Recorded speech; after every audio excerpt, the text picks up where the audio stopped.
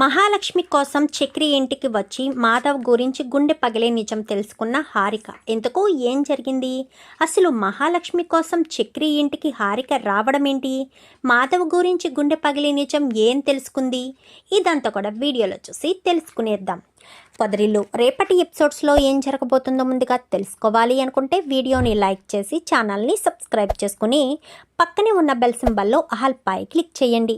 మొత్తం మీకు చూసుకున్నట్లయితే మహాలక్ష్మికి ఏదో రకంగా జాబ్ ఇప్పించాలన్న ఆతృత ఉన్నా అక్కడ వేకెన్సీస్ లేవు అని తన ఫ్రెండ్ చెప్పేసరికి ఏదో రకంగా మహాలక్ష్మి గారి ముఖంలో సంతోషం చూడాలన్న ఉద్దేశంతో తన ఫ్రెండ్ని ఒప్పిస్తాడు. అది కేవలం ఉత్తుత్తి ఇంటర్వ్యూ కోసమే. అది ఇంటర్వ్యూ ఒకటే అని ఎందుకు చెప్పడం? ఒక నైటీ గిఫ్ట్ ఇచ్చి చెప్తాము అని ఎంతో ఆతృతగా నైటీ గిఫ్ట్ ఇవ్వడానికి షాప్కి వెళ్తాడు తీసుకోవడానికి. ఎందుకంటే ఒక ఆడపిల్లకి ప్రజెంటేషన్గా ఒక సారీయో లేక ఒక డ్రెస్సో ఇస్తారు. పాపం చక్రికి అవేమీ తెలియదు కదా. నైటీ ఇచ్చినా అదొక గిఫ్టే అని అనుకుని ఇంకా అక్కడ ఒక అమ్మాయి ఉంటే అమ్మాయి సైజు అని చెప్పి ఒక నైటీని అయితే తీసుకుంటాడు.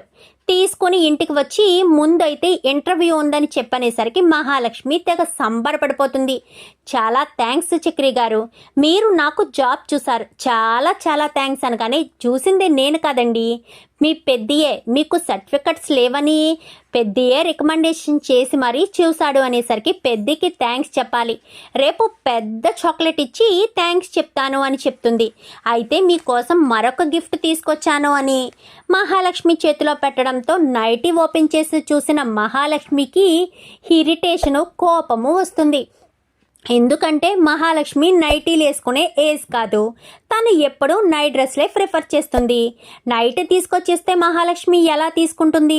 సో నైటీ తీసుకొచ్చారా, నాకు వేసుకునే అలవాటు లేదు అని చెప్పి అది అటు తిప్పి మడత పెట్టి చక్రి చేతిలోనే పెట్టేస్తుంది.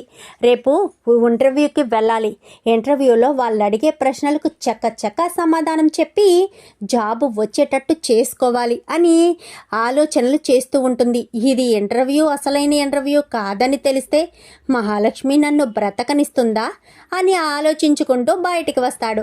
మరుసటి రోజు ఉదయాన్నే మహాలక్ష్మి నిద్ర లేచి చకచక రెడీ అయిపోయి దేవుడికి దండం పెట్టుకుని, చాలా థ్యాంక్స్ పెద్ది, మీరు నాకు రికమెండేషన్ చేసి కూడా సర్టిఫికెట్ లేకుండా జాబ్ ఇప్పిస్తున్నందుకు చాలా చాలా థ్యాంక్స్ పెద్ది అనగానే, ఏంటమ్మా నేను నీకా అని చెప్పాను కానీ, అవును పెద్ది, మీ తమ్ముడే చెప్పారు, మీరు మంచివారు, చాలా గొప్పవారు అంటూ పొగిడేసరికి వీడు కొంప మునిగిందే కాక నా కొంప కూడా ముంచాలనుకున్నాడు.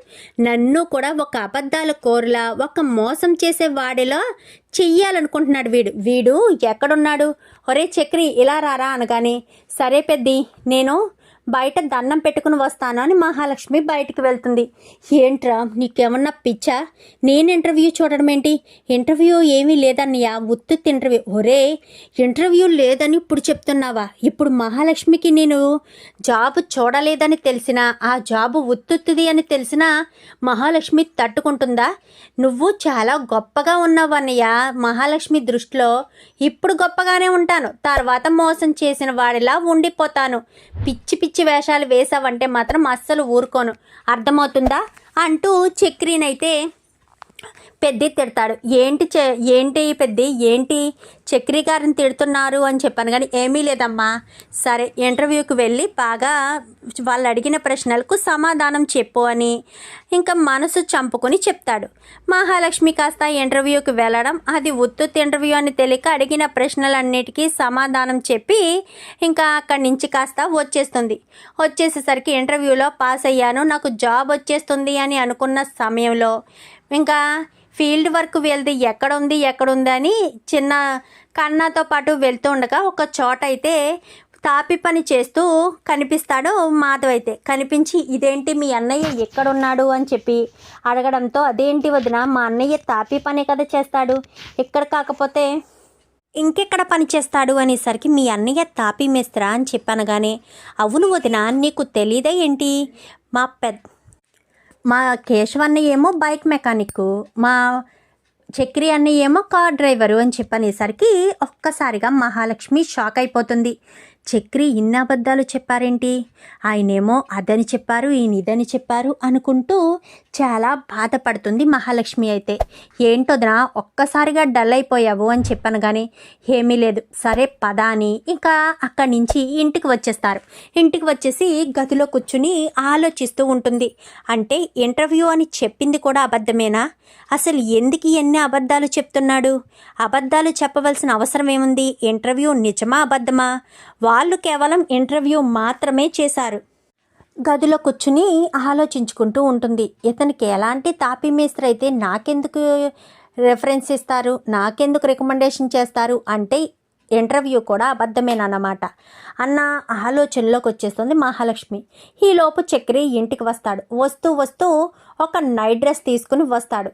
తీసుకొచ్చేసరికి ఇంకా వదిన ఎక్కడుంది అని చెప్పి కన్నాను అడగడంతో వదిన గదిలోనే ఉందన్నయ్య, నేను వదిన బయటికి వెళ్ళాము, బయట నుంచి వచ్చినప్పటి నుంచి వదిన గదిలోంచి బయటికి రాలేదు, చాలా డల్గా కూడా ఉంది అని చెప్పాను. కానీ ఏం జరిగిందిరా బయట అని చెప్పాను. కానీ నేను వదిన బయటికి వెళ్ళామా, అప్పుడు ఒక బిల్డింగ్ దగ్గర మాధవన్నయ్యని చూసింది. చూసేసరికి మాధవన్నయ్య ఏంటి ఇక్కడ ఉన్నాడు అని అనేసరికి మాధవన్నయ్య తాపీ పని అని చెప్పాను, కేశవన్నయ్య బైక్ మెకానిక్ అని చెప్పాను, నువ్వేమో కార్ డ్రైవర్ అని చెప్పాను. అంతే, వెంటనే వదిన డల్ అయిపోయింది అన్నయ్య, ఎందుకో ఏంటో తెలియలేదు అనేసరికి చెప్పావా, మొత్తం చెప్పేశావా, మంచిది బాగా చెప్పావురా అని చెప్పాను. కానీ ఏమైంది అన్నయ్య, ఏమీ లేదురా ఏమీ లేదు, ఇప్పుడు నా పాటలుంటాయి చూడు అని చెప్పి అనుకుంటూనే మహాలక్ష్మి గారు అనుకుంటూ ఆ గిఫ్ట్ని తీసుకురాకుండా అక్కడే ఒక టేబుల్ మీద పెట్టేస్తాడు. అసలే పిచ్చ కోపంలో ఉంది. ఇప్పుడు నేను గనక లోపలికి వెళ్ళి ఇవి ఇచ్చానంటే అస్సలు ఊరుకోదు, ముందు కూల్ చేయాలి అని ఆ తెచ్చిన నైట్ డ్రెస్ని అక్కడే పెట్టేసి కూల్ చేయడానికి వెళ్తాడు గదిలోకి.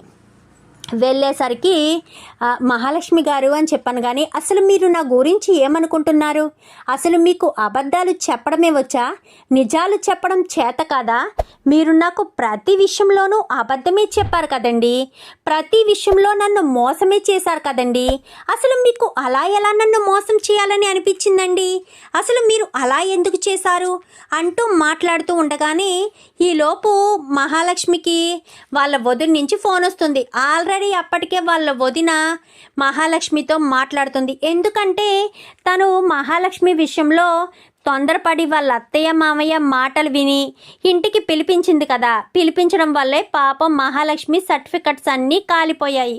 అలా కాలిపోవడానికి తనే కారణమని చాలా గిల్టీగా ఫీల్ అవుతూ మహాలక్ష్మికి ఎన్నోసార్లు సారీ చెప్తుంది. నాకు ఇదంతా తెలియదు మహా, లేదంటే నిన్ను రమ్మని చెప్పేదాన్ని కాదు, నీ సర్టిఫికెట్స్ పోయినందుకు నాకు చాలా బాధగా ఉంది అని చెప్పి అప్పటి నుంచి మాట్లాడుతుండగా ఇలా చక్రితో గొడవ పడుతూ ఉన్న సమయంలో మహాలక్ష్మికి ఫోన్ వస్తుంది.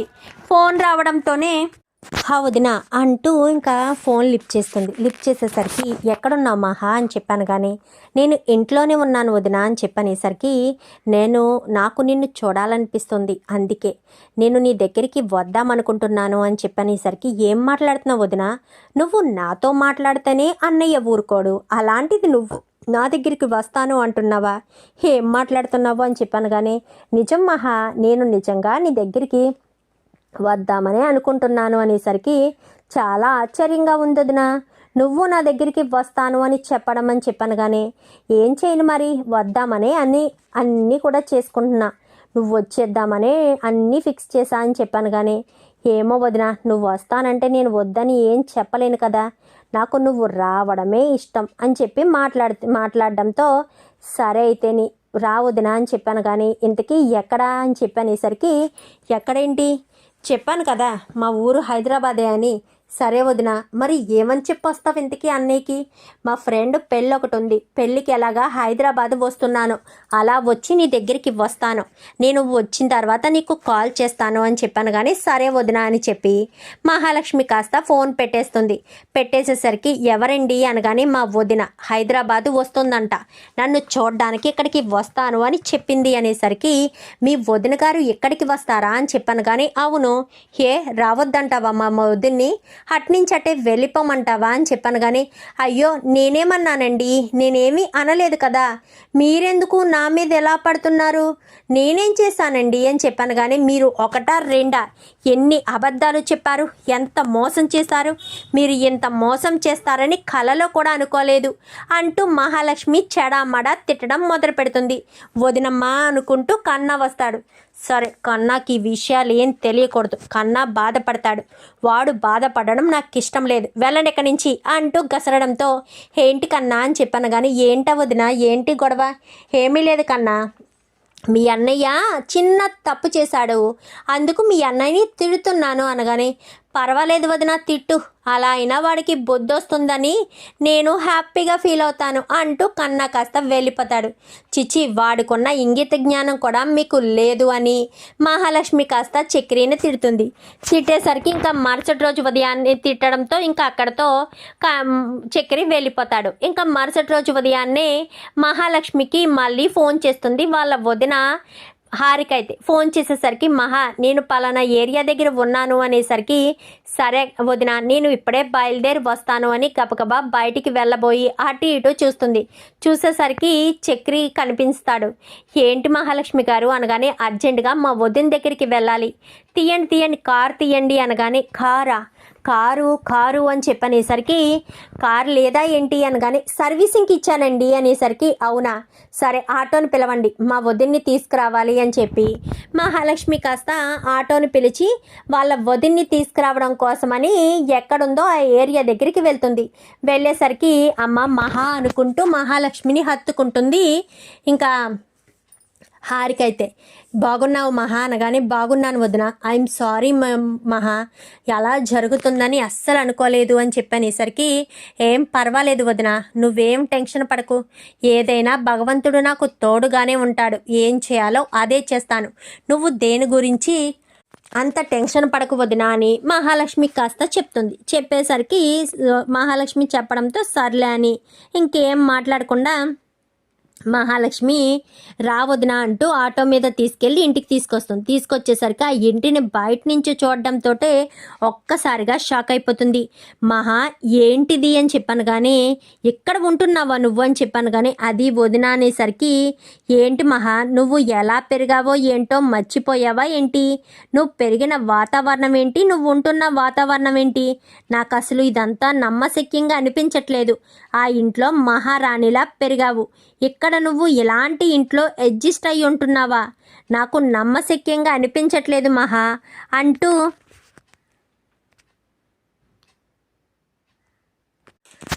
ఇంకా హారిక లోపలికి వస్తుంది. పర్వాలేదు వదిన, దేనికైనా అడ్జస్ట్ అయ్యి బ్రతకడం అలవాటు చేసుకున్నాను. నన్ను ఆ ఇంట్లో వాళ్ళు అర్థం చేసుకోకపోవచ్చు, ఈ ఇంట్లో వాళ్ళు నన్ను చాలా బాగా అర్థం చేసుకుంటున్నారు, చాలా బాగా కూడా చూసుకుంటారు వదిన, నేను ఇంట్లో సంతోషంగానే ఉంటున్నాను అని చెప్పాను. కానీ రా వదిన అని చెప్పి ఇంకా అప్పటికే మహాలక్ష్మి మాధవ్ దగ్గర టీ పెట్టడం వంట చేయడం అంతా కూడా నేర్చుకుంటుంది మాట.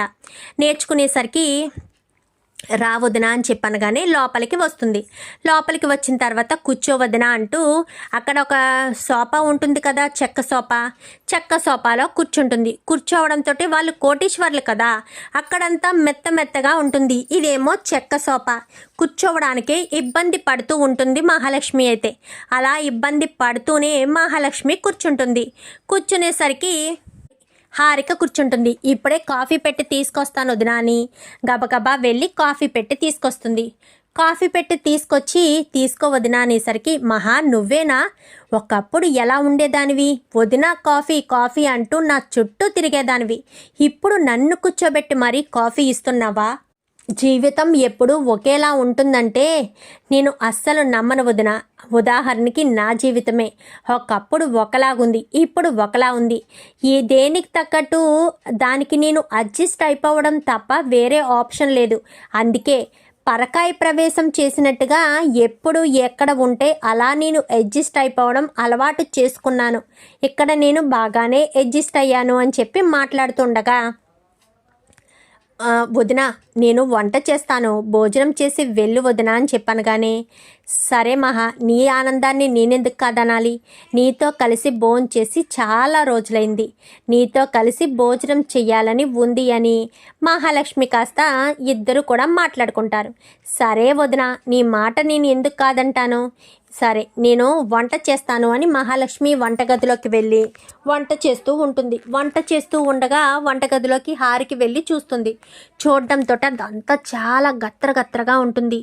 మహా అని చెప్పాను కానీ ప్లీజ్ వదిన వివరించొద్దు, వదిలేసేయి, అంతా నేను నీట్గా చేస్తాను కదా అని చెప్పి ఇంకా మహాలక్ష్మి వంట చేస్తుంది. వంట చేసిన తర్వాత కూర్చుని భోజనం చేద్దాం వదిన అనగానే ఇద్దరు కలిపి కూర్చుని సంతోషంగా భోజనాలు చేస్తూ ఉంటారు. చేస్తూ ఉండేసరికి ఈలోపు చక్రి బయటికి వెళ్ళిన వాడు కాస్త వస్తాడు. తర్వాత కేశవ మధ్యాహ్నం భోజనానికి వస్తాడు. కేశవ అని చెప్పనగానే కన్నా అని చెప్పనేసరికి తను కన్నా నీకు తెలుసు కదా మన ఇంటికి వచ్చాడు, తను కేశవ కన్నా వాళ్ళ అన్నయ్య, అంటే చక్రి కన్నా చిన్నవాడు. ఇంకొక ఆయన ఉన్నారు పెద్ది, ఆయన అందరికంటే పెద్దవాడు. ఈ ఇంట్లో ఆయనే అమ్మ, ఆయనే అందరికీ ఏం కావాల్సిన ఏదైనా ఆయనే చేస్తారు. నాకు ఈ వంట నేర్పించింది కూడా ఆయనే. పెద్ది అంటే మా మామయ్య గుర్తొచ్చినట్టు ఉంటుంది. అసలు ఆయన పేరు మాధవ అని చెప్పనేసరికి ఎవరో మాధవనా అని చెప్పాను. కానీ అవును వదిన మాధవ అని చెప్పనేసరికి సరే అని ఇంకా భోజనం చేస్తుంది. భోజనం చేసిన తర్వాత కూర్చుని వంట చాలా బాగుంది, నువ్వు చాలా చక్కగా చేస్తున్నావు, వంట ఎవరు నేర్పించారో కానీ నువ్వు మాత్రం చాలా అద్భుతంగా చేస్తున్నావు అంటూ చాలా సంతోషంగా అయితే హారిక చెప్తుంది. ఇంకా అలా హారిక చెప్పేసేసరికి సరే వదిన అని చెప్పాను. కానీ మహా అని చెప్పాను. కానీ ఏంటి వదిన, ఏం జరిగింది? నేను అర్జెంటుగా వాష్రూమ్కి వెళ్ళాలి మహా, ప్లీజ్ నేను వాష్రూమ్కి వెళ్తాను మహా అనగానే వెళ్ళొద్దునా, దానికి అంతాల ఇబ్బంది పడుతున్నావు ఎందుకు, వెళ్ళు అని చెప్పనేసరికి సరే అని ఇంకా వాష్రూమ్ దగ్గరికి తీసుకువెళ్ళడంతో అప్పుడే అందరూ కూడా బయటికి వస్తూ ఉంటారు ఎవరి పనుల్లో వాళ్ళు వెళ్ళడం కోసమని. ఇంకా వాష్రూమ్లోకి వెళ్ళడంతో గట్టిగా ఒక కేక వేస్తుంది. కేక వేసేసరికి ఒక్కసారిగా అప్పుడే బయటికి వెళ్తున్న చక్రి వీళ్ళంతా కూడా ఆగిపోతారు. ఏమైంది అంటూ వాష్రూమ్ దగ్గరికి వచ్చి మహాలక్ష్మి గారు ఏం జరిగింది అని చెప్పాను. కానీ ఏమీ లేదు నేను చూస్తానుండండి అంటూ మహాలక్ష్మి వదిన ఏం జరిగింది వదిన అని చెప్పాను. కానీ బయటకు వచ్చేసి అసలు ఎలా ఉంటున్నావు మహా, ఆ వాష్రూమ్ చూస్తుంటేనే అసహ్యకరంగా ఉంది, ఆ వాష్రూమ్ చూస్తుంటేనే నాకు అదో రకంగా విరక్తి కలుగుతుంది, ఈ ప్లేస్లో ఎలా ఉండగలుగుతున్నావు, ఏంటి చక్రి గారు ఏంటిదంతా, అసలు నువ్విలాంటి పరిస్థితిలో మహాలక్ష్మిని ఉంచడం ఏంటో నాకు తెలియడం లేదు, అసలు మహాలక్ష్మిని ఎంత గొప్పగా పెరిగిందో తెలుసా, ఆ ఇంట్లో మహారాణిలో పెరిగింది మహాలక్ష్మి, కానీ నువ్వు మహాలక్ష్మిని ఈ రకంగా చేస్తావని కలలో కూడా అనుకోలేదు అని చెప్పనేసరికి అది కాదండి అనగానే ఇంకా కేశవ కన్నా వీళ్ళంతా కూడా అది కాదండి మా ఇంట్లో ఆడవాళ్ళు ఎవరూ లేరు, అందుకే ఇప్పటి వరకు బాత్రూము ఇలానే వదిలేసాము, ఇక మీదట మహాలక్ష్మి గారికి ఏ ఇబ్బంది లేకుండా చూసుకుంటాము అని చెప్పి ఇంకా కన్నా కేశవ మా చక్రి ముగ్గురు చెప్తారు. చెప్పిన తర్వాత మహా ఏంటిదంతా నాకు అసలు ఏమీ అర్థం కావట్లేదు, నువ్వేంటో ఈ పరిస్థితి ఏంటో ఈ లోకం ఏంటో ఏమీ తెలియడం లేదు, ఎక్కడ మీ పెద్దన్నయ్య అని చెప్పావు, ఎక్కడ ఆయనకైనా సంస్కారం ఉందా, ఆయనైనా ఆడపిల్లని ఇలాంటి ప్లేసులో వదిలేస్తారా, ఎంత ఇబ్బందిగా ఉంటుంది, 5 మగవాళ్ళు ఉన్న దగ్గర ఆడపిల్ల ఎలా ఉండగలుగుతుంది, ఆ ఆడపిల్ల ఇక్కడ ఉంటుంది ధైర్యం చేసి అంటే మీరు తనకి భరోసా ఇవ్వాలి, సెక్యూరిటీ కింద ఉండాలి, అలాంటిది బాత్రూమ్కి గడియ కూడా లేదు, ఈ బాత్రూమ్ చూస్తుంటేనే అసహ్యంగా ఉంది అని చెప్పి ఇంకా మాట్లాడుతూ ఉండగానే ఈలోపు మాధవ వస్తాడు. మాధవ వచ్చేసరికి మాధవని చూసి చెడామడా తిడుతుంది. తిట్టిన తర్వాత అందరూ కూడా సారీ అండి, ఇక మీదట మహాలక్ష్మికి ఏ ఇబ్బంది కలగనివ్వము అని మాట్లాడుతూ ఉండగానే లోపల బడేల్ని గాలికి వాళ్ళ ఫ్యామిలీ ఫోటో ఉంటుంది, అంటే చిన్నప్పుడు ఉన్న ఫోటో, వాళ్ళ అమ్మ నాన్న అందరూ కలిపి ఉన్న ఫోటో, గాలికి ఫోటో కింద పడిపోయేసరికి గబగబా అందరూ కూడా లోపలికి వెళ్ళి చూడడంతో వెంటనే మాధవ ఆ ఫోటోను తీసి తుడుస్తూ అద్దాలన్నీ పక్కకు పెట్టి ఫోటోను తుడుస్తూ ఉంటాడు. ఫోటోని తుడుస్తూ ఉండగానే ఎందుకో అనిపిస్తుంది హారికకి, ఆ ఫోటో ఇలా ఇవ్వండి అనేసరికి ఇది మా ఫ్యామిలీ ఫోటో అండి అని చెప్పాను కానీ ఒక్కసారి ఇలా ఇవ్వండి అని చెప్పాను కానీ ఆ ఫోటో తీసి చూస్తూ వాళ్ళ పెద్దమ్మ మీద చేయి వేస్తూ కన్నీళ్లు పెట్టుకుంటుంది. కన్నీళ్లు పెట్టుకునేసరికి ఈవిడెవరు, ఈవిడి అని చెప్పాను కానీ ఆవిడ మా అమ్మ అని చెప్పాను కానీ ఏంటి మీ అమ్మ అని చెప్పి మాట్లాడేసరికి అవును మా అమ్మే అని చెప్పాను కానీ అంటే నువ్వు మాధవన్నయ్య అని చెప్పాను కానీ అవును నా పేరు మాధవే, నేను మీకు ఎలా తెలుసు, నా పేరు మాధవ అని మీరెలా చెప్తున్నారు అనగాని అన్నయ్య నేను హారికని గుర్తుందా, మనం అమ్మమ్మ వాళ్ళ ఇంటి దగ్గర ఆడుకునే వాళ్ళం అన్నయ్య, అప్పటికి వీళ్ళెవరూ పుట్టలేదు కదా, నువ్వు నేను అమ్మమ్మ వాళ్ళ ఇంటి దగ్గర ఆడుకునే వాళ్ళం. ఒకరోజు నేను కొలనిలో పడిపోతే నువ్వే నన్ను కాపాడావు, అప్పుడు చిన్నతనంలో ఉండడం వల్ల ఇప్పుడు నేను చూసినా గుర్తుపట్టలేదు, పెద్దమ్మ ఫోటో చూడడంతో నిన్ను గుర్తుపట్టాను అంటూ హారిక చెప్పేసేసరికి ఒక్కసారిగా షాక్ అయిపోతారు. అమ్మ హారిక అంటూ దగ్గరికి తీసుకుంటాడు.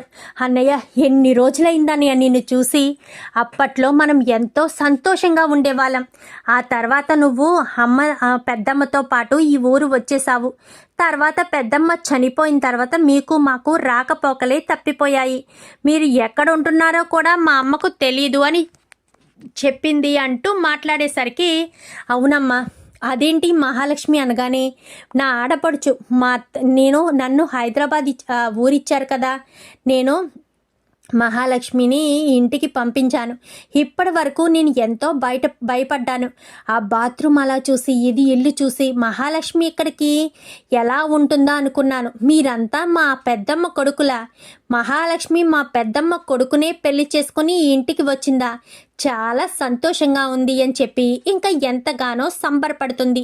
చాలా థ్యాంక్స్ అని చెప్పి ఎంతగానో మాట్లాడుతూ సంబరపడుతూ ఉంటుంది హారిక. ఏంటొదినా అని చెప్పాను కానీ తను ఎవరనుకుంటున్నావు, మా పెద్దన్నయ్య, అసలు నేను ఈరోజు నీ కళ్ళ ముందు ఇలా ఉన్నానంటే కారణం మా అన్నయ్య నేను నీళ్ళల్లో పడిపోయినప్పుడు తన ప్రాణాలకు తెగించి మరీ కాపాడాడు, అదేంట్రా నీ ప్రాణాలు పోతే ఎలా మరి అని చెప్పి అందరూ అడిగిన ప్రశ్నకు అన్నయ్య ఉన్నాడు కదా, అన్నయ్య ఉండగా నా ప్రాణాలు పోయే పరిస్థితి ఎందుకు వస్తుంది, అన్నయ్య తన ప్రాణాలను అడ్డేసైనా సరే నన్ను కాపాడతాడు అన్న నమ్మకంతో ఉండేదాన్ని, ఇప్పుడు మహాలక్ష్మిని కూడా నువ్వు కాపాడతావు అనే నమ్మకంతోనే వెళ్తున్నానన్నయ్య అని చెప్పి మాట్లాడేసరికి చాలా సంతోషమమ్మా, మహాలక్ష్మి వరుసైన వాడినే చేసుకుందనమాట అని ఎంతగానో సంబరపడతాడు. ఏంటొదినా అంటే తను నీ సొంత అన్నయ్య, అవును మా పెద్దమ్మ గారి అబ్బాయి, మా అమ్మ వీళ్ళమ్మ అక్క చెల్లెళ్ళు అంటూ చెప్పేసరికి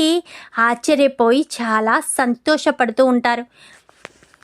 మహాలక్ష్మిని జాగ్రత్తగా చూసుకో అన్నయ్య, ఏం భయపడకమ్మా, మహాలక్ష్మిని మేము కంటికి రెప్పలా చూసుకుంటాము, ఇప్పటి వరకు ఏ లోటు లేదు, ఏమ్మా మహాలక్ష్మి అనగాని అవును నేను ఇక్కడ చాలా సంతోషంగా ఉన్నాను అని చెప్పి ఇంకా మహాలక్ష్మి అయితే చెప్తుంది. ఇంకా హారిక అయితే చాలా అనుమానంతో ఆ ఇంటికి వచ్చిన ఆ ఇంట్లో వాతావరణం అంతా చూసినా, ఎప్పుడైతే చక్రి కంటే పెద్దవాడైనా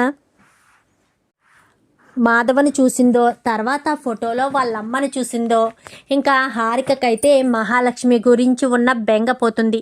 అమ్మ మహాలక్ష్మి, మా పెద్దమ్మ వాళ్ళ కుటుంబం చాలా మంచిది, మగవాళ్ళైతే మాత్రం చాలా మంచివాళ్ళు, ఈ రోజుల్లో అమ్మాయిలను నమ్మడం కంటే మగవాళ్ళని నమ్మడం మంచిదే, అయినా మా పెద్దమ్మ కొడుకులు చాలా సంస్కారమైన వాళ్ళు, ఎవరిని తప్పుగా అర్థం చేసుకోరు, ఎవరిని తప్పుగా ఆలోచించరు అంటూ చెప్పేసేసరికి మనం అందరం రిలేటివ్సే కదా వదినా అంటూ ఇంకా మహాలక్ష్మి అనగానే అవును చాలా రిలేటివ్స్ అని ఇంక ఇద్దరు కూడా చాలా సంతోషంగా మహాలక్ష్మికి అయితే మాధవకు అప్పగించి నేను వెళ్ళొస్తానన్నయ్య అంటూ మాధవ్ని హత్తుకుని ఉండమ్మా ఒక్క నిమిషం అని చెప్పి గబగబా మహాలక్ష్మి కోసమని ఒక చీర తీసుకొస్తాడు మాధవ్. అయితే ఆ చీరని అమ్మ మహాలక్ష్మి నా చెల్లెలికి బొట్టు పెట్టి ఈ చీర ఇవ్వమ్మా, నీ కోసమని తీసుకొచ్చాను, ఇది నా ఇంటి ఆడపడుచు నా ఇంటికి మొదటిసారి వచ్చింది, నా చెల్లెలి కోసం ఇస్తున్నానమ్మా అని చెప్పాను. కానీ అలాగే పెద్ది అని చెప్పి వెంటనే మహాలక్ష్మి బొట్టు పెట్టి